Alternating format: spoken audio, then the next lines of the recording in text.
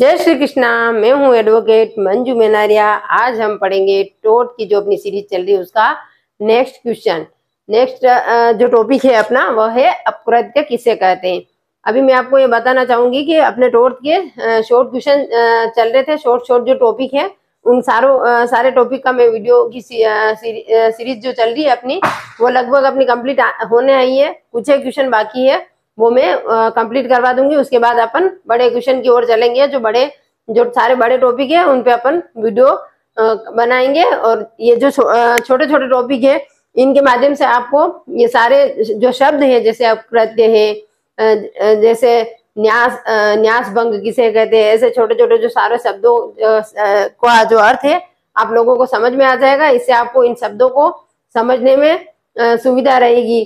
तो इससे क्या आपको बड़े जो क्वेश्चन जो बनाएंगे ना अपन तो उनको पढ़ने में आपको बिल्कुल भी दिक्कत नहीं आएगी और आप जल्दी से इन सारे शब्दों का अर्थ समझ पाओगे। जैसे बिना क्षति हानि, बिना हानि के क्षति क्या होती है, अपकृत्य क्या होता है, ऐसे अनेक जो टॉपिक है अपन ने जो वीडियो बना चुके हैं वो सारे टॉपिक के शब्दों का अर्थ आपको समझ में आ जाएगा। अब जैसे अपन बड़े जो बनाएंगे उसमें आपको बिल्कुल भी दिक्कत नहीं आएगी उनको समझने में।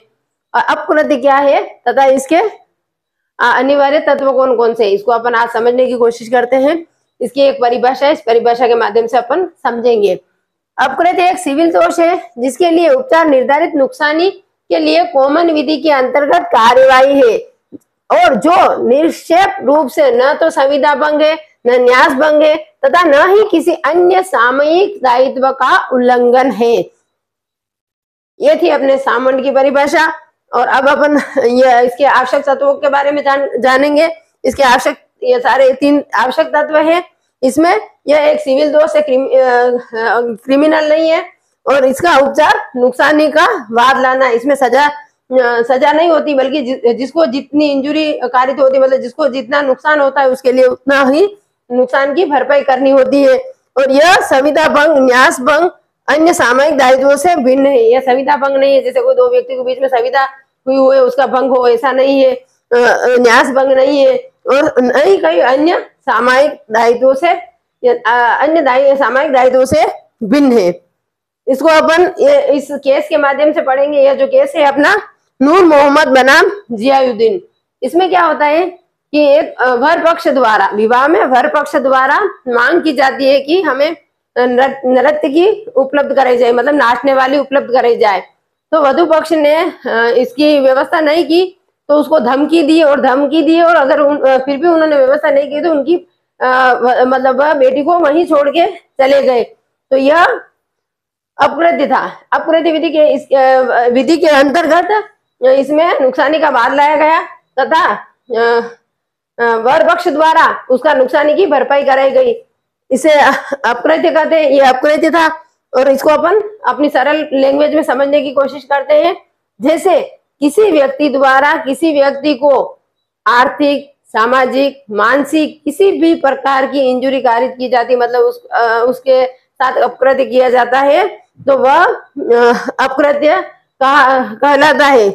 और जैसे कहीं गेम चल रहा है और कोई क्रिकेट खेल रहा है और क्रिकेट खेलते हुए उसने बॉल का छक्का मारा और वो सीधा जाके किसी बालकनी में जाके लगा और उस बालकनी का कांच टूट गया तो वह जो क्रिकेट खेल रहा था उसके जो जिसकी मकान की बालकनी टूटी वह जो क्रिकेट खेल रहा था उसके खिलाफ नुकसानी का वाद ला सकता है तथा अपकृत्य विधि में उसे नुकसान मतलब क्षतिपूर्ति देनी पड़ेगी। जितना उसका नुकसान हुआ है उतनी भरपाई उसको करनी पड़ेगी।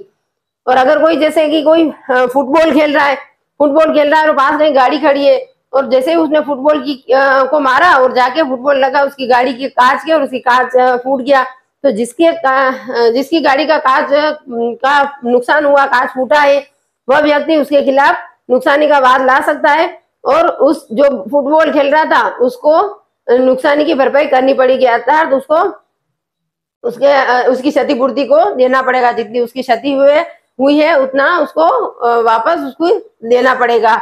इसी तरह से जैसे अपन गाड़ी ड्राइव कर रहे हैं और गाड़ी ड्राइव करना कोई अपकृत्य नहीं है, पर जब अपन गाड़ी ड्राइव करते हैं और असावधानी पूर्वक गाड़ी ड्राइव करते हैं, जैसे कहीं कीचड़ भरा हुआ और पास से लोग जा रहे हैं, अपन तेज स्पीड से गाड़ी ले जाएंगे और वो पास में चलने वाले लोग अगर कीचड़ से भर गए और तो यह अपकृत्य हुआ।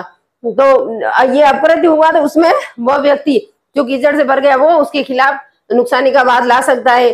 और तीसरा अपन समझेंगे इसको कि जैसे समाज है, समाज में हर व्यक्ति का ध्यान रखना चाहिए। ऐसे नहीं कि अपन अपनी मौज मस्ती में मस्त रहे, जैसे कि आप तेज स्पीकर लगा के तेज आवाज में आप संगीत सुन रहे हो और पड़ोस के बच्चे हैं, बुजुर्ग हैं जो उनकी नींद डिस्टर्ब हो रही है, या जो बच्चे हैं जो पढ़ रहे हैं उनकी पढ़ाई डिस्टर्ब हो रही है, और आप बहुत ही तेज वॉल्यूम में आप कार चला रहे हो, सॉरी गाने चला रहे हो, तो उसमें उनको क्षतिकारित होती है। इसके लिए वो जो पड़ोसी परिवार है वो आपके लिए नुकसानी का आवाज ला सकता है तथा आपको नुकसानी की भरपाई करनी पड़ेगी। अगर पड़ोसी कहीं चले गए हो, घर में कोई नहीं और आप तेज आवाज में अगर संगीत सुन रहे हो तो वो अपराध्य नहीं कहाएगा, क्योंकि इससे किसी को इंजुरी नहीं हो रही, किसी को कोई नुकसान नहीं हो रहा है। तो इस तरह से अपन ने ये अपराध के बारे में पढ़ा। इसी तरह से अपन नेक्स्ट अगले टॉपिक पे अपन वीडियो बनाएंगे। धन्यवाद। ऐसे ही और वीडियो के लिए हमारे साथ बने रहिए। जय श्री कृष्णा।